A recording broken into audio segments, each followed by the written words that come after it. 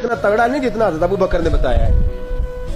कहते हैं खिला पिला के ना फिर पूछने लगे कैसे आए हो, कैसे आए हो।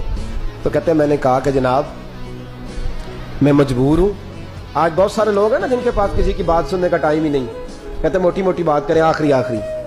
हजरत उस्मान गनी पूरी खिला पिला के कहने लगे कैसे आना हुआ। कहते मैंने कहा जी मैं मुसलमान हूं, मुल्क के शाम के मुज़ाफात के एक गांव का रहने वाला हूं। कुछ कारोबारी मुश्किलात आई तो मैं मकरूज हो गया, मेरे ऊपर कर्जा है, मुझे कुछ पैसों की आदत है। फरमाने लगे मैंने कुछ पैसे कहा, उन्होंने एक आवाज दी तो उनका गुलाम आया एक ऊंट के ऊपर लदा हुआ सामान लेके। किसके ऊपर?